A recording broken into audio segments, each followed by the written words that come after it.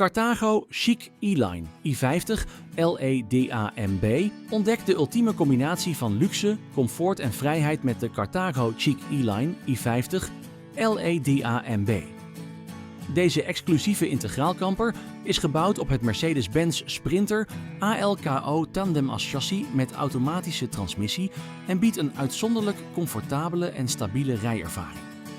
Binnen geniet u van een stijlvol, ruim en hoogwaardig afgewerkt interieur met een gezellige zitgroep en het slimme two-level ruimteconcept.